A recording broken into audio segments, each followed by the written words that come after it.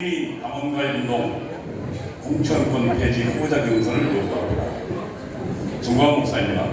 저는 오늘 하나님과 대한민국에 충성하는 한 시민으로서 국민 여러분들께 절체절명의 위기에 빠진 자유민주주의 체제를 구해내고 여세를 몰아 자유통일로 직진 대한민국 헌법 제1조가 약속한 대로 한반도 전역에 민주공화국 건설을 완성하는 방도에 대해서 설명드리고자 합니다.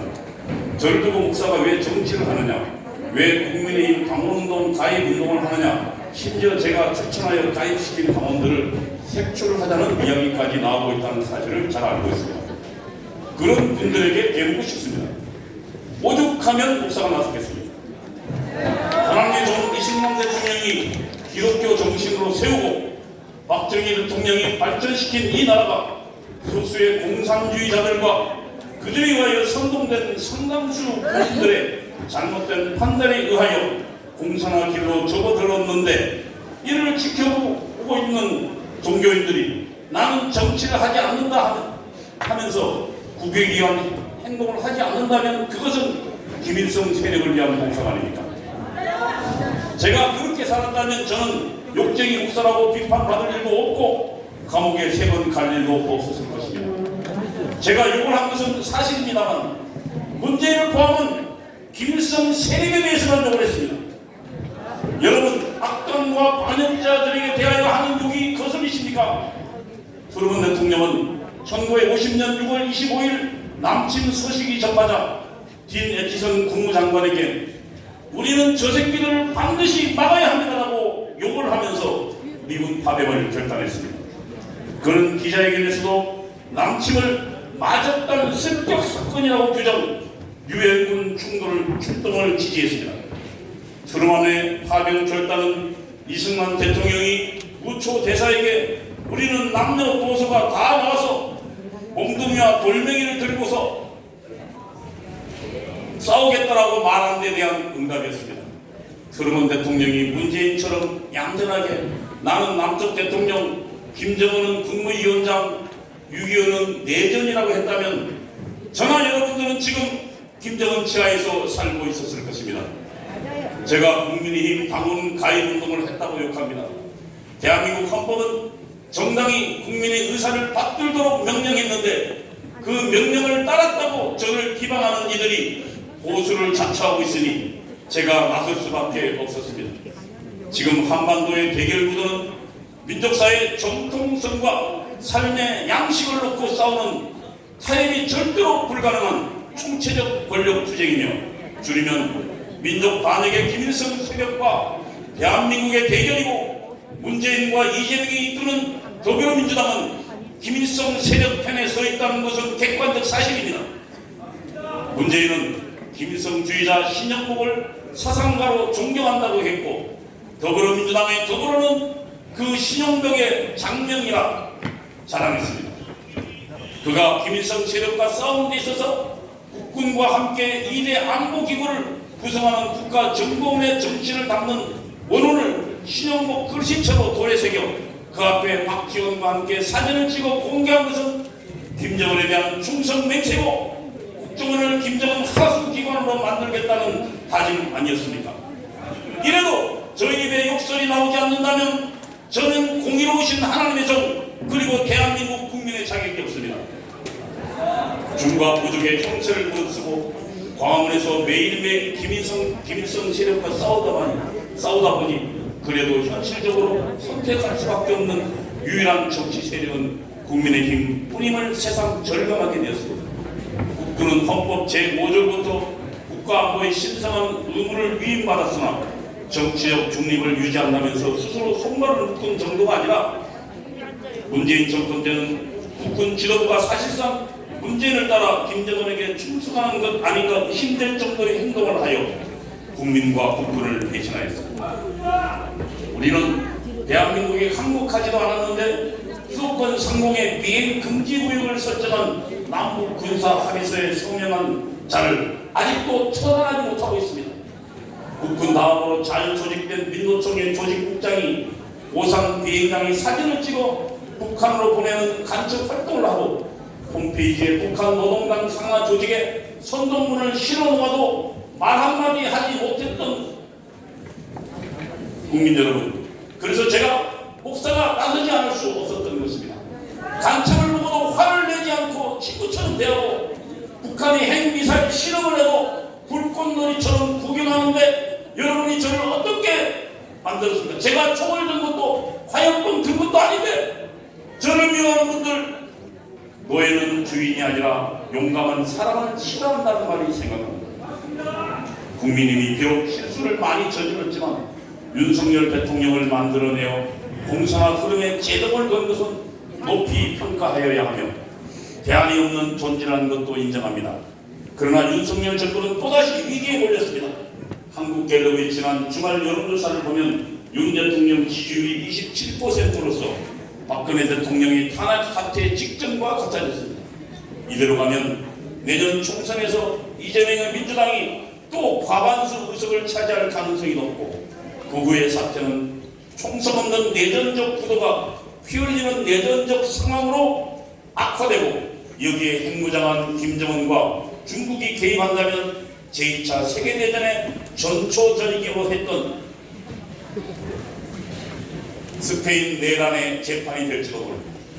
윤석열 정부가 안보 위기 분야 노조의 불법에 대하여 잘한 말이 많은데도 어떻게 국민평가가 이렇게 싼 이유는 한미동맹에 너무 의존하여 자주국방 의지가 약해지고 자익선동에 잘 넘어가는 등 국민의 분별력에 문제가 있다고 판단되지만 윤석열 대통령의 정치력과 정부 여당의 홍보 기능에도 부족함이 있을 것이고 무엇보다도 김일성 세력을 상대로 한 싸움을 포기한 데 원인이 있을 것입니다. 남북한의 김일성 세력은 핵미사일과 선전선동기구로 무장하고 전쟁을 하듯이 대한민국 세력을 공격하는데 유일한 체제수호 정당인 국민힘이 이념 무장과 대중 조직이 되지 않아 여의도 정당으로 고립되니 광화문을 무대로 벌어지는 체제 전투에서 매일 지고 있는 것입니다.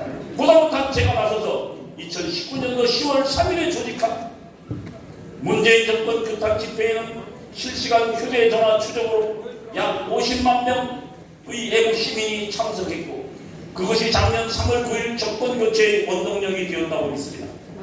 이러한 국민 동원력이 상시적으로 가동되려면 국민의힘이 이념무장, 대중조직화, 애국 전시화 되어야 하고 그래야 김일성 세력과 싸울 수 있다고 판단한 저는 국민의힘 전당대회에 지금하여 당원 가입 운동을 했습니다. 이게 제라면 공산주의와 싸우는 것도 김일성 세력에 반대하는 것도 헌법에 충성하는 행위도 죄일 것입니다. 저는 오늘 이 자리에서 위기에 빠진 자유민주주의의 수호의 방도를 제시하려고 합니다. 전 국민적 국민의힘 당가입 운동과 공정권 폐지 및 당원 중심의 후보 경선이 그것입니다.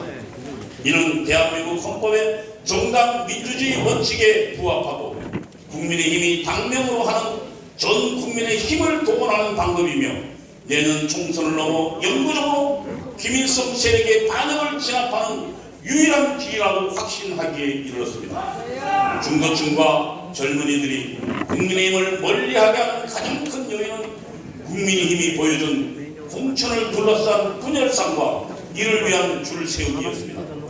이제 공천권이란 법에도 없는 비민주적 특권을 없애버려야 합니다. 공천권 싸움이 없어져야 국민의힘은 더 큰 싸움, 즉 자유를 지키는 싸움에 전력 투구할 수 있을 것입니다. 공천권을 없애려면 대통령 후보를 선출하는 방식으로 국회의원이나 지사, 시장, 군수 등 후보도 당내 경선을 통해서 뽑아야 하고 그렇게 하려면 당의 문호를 개방하고 전 국민 당원 가입 운동을 통해서 당원 수가 수백만, 수천만이 되도록 만들어야 할 것이며 이게 바로 민주정당의 길이고 이게 곧 민주당, 민노총, 정교도 등 좌익 대중조직과 맞설 수 있는 국민조직화일 것입니다. 예컨대 대한민국 헌법 정신을 무장하고 당비를 내는 국민의힘 진성 당원이 1000만 명이 된다면 저는 민주당, 저는 민노총, 저는 정교조, 저는 MBC가 존재할 수 있겠습니까? 정치권 폐지, 당원 중심의 후보 정치는 무엇보다도 헌법과 법률의 명령이기도 합니다. 대한민국 헌법 제8조 정당은 그 목적, 조직과 활동이 민주적이어야 하며 국민의 정치적 의사 형성에 참여하는 데 필요한 조직을 가져야 한다. 4. 정당의 목적이나 활동이 민주적 기본 절차에 위배될 때는 정부는 헌법재판소의 그 해산을 제소할 수 있고 정당은 헌법재판소의 심판에 의하여 해산하게 된다. 이에 따라 공직선거법 제47조는 정당이 소속 당원을 후보자로 추천하는 데는 민주적인 절차를 따라야 한다고 했고 이 법 제6장 2조에는 정당 후보자 추천을 위해 당내 경선이라는 세부적 규정을 두어 경선을 권장하고 있습니다. 경선 관리를 선거관리위원회에 위탁할 수도 있게 하였습니다. 이런 법의 취지에 비추어 여야가 국민들의 참여 없이 소수의 당권파가 공천권을 전행하는 것은 헌법 위반이고 정당 해산 사유가 될 것입니다. 박근혜 대통령이 탄핵된 것은 2016년 4월 총선을 앞둔 새누리당의 공천 파동이었고 국민의힘이 내년 4월 총선을 앞두고 그런 일을 다시 벌인다면 윤석열 대통령도 위태로워질 것입니다. 국민의힘 방언가입운동은 불평만 하면서 행동할 수 없어 답답한 국민들에게 희망을 주는 전략입니다. 보통 사람들은 개인 차원에서 용감할 수 없고 조직에 속해야 행동하게 됩니다. 해방 직후 이승만 박사가 잘 조직되고 악착 같은 공산당 세력을 누르고 자유민주주의 체제의 대한민국을 세울 수 있었던 것은 자유의 가치를 쉽게 설명하면서 국민의 선한 마음을 조직할 수 있었기 때문입니다.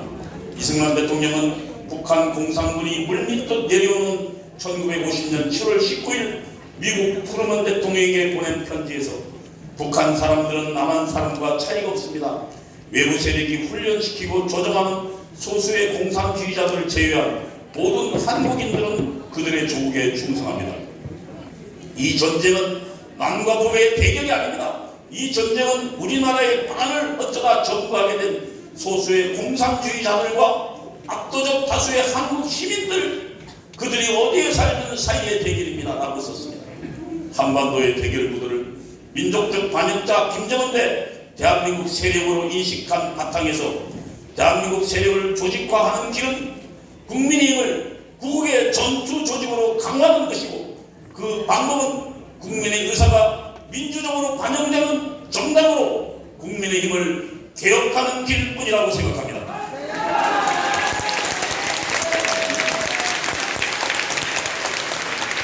국민의힘 가입운동은 당과 국민을 다 함께 활성화시킬 것입니다. 국민의힘 정치인들은 위를 쳐다보는 대신 아래를 보며 야망을 키워야 하고 국민들도 행동하는 양식이 될 것입니다.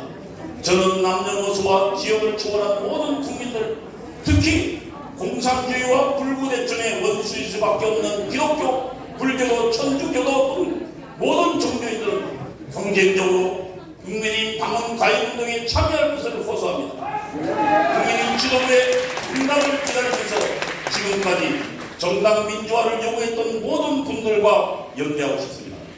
당원 가입운동, 공천권 폐지, 후보자 공천, 국민의힘이 호응하지 않으면 이루어질 수 없으므로 국민 여러분들께서도 국민의힘의 선한 영향력을 행사해 주시기 바랍니다.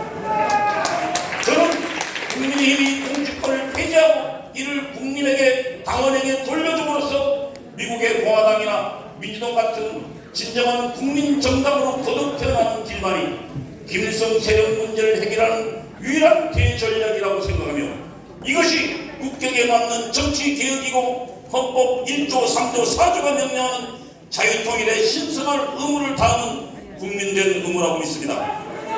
오늘 저의 이 제안을 한국의 오피니언 리더들이 진지하게 검토해 주실 것을 호소드립니다. 저는 이를 위하여 하나님의 종 이승만 정신의 계승자 그리고 한 국민으로서의 의무를 다하여 봉사할 것을 다짐합니다. 경청해 주셔서 감사합니다.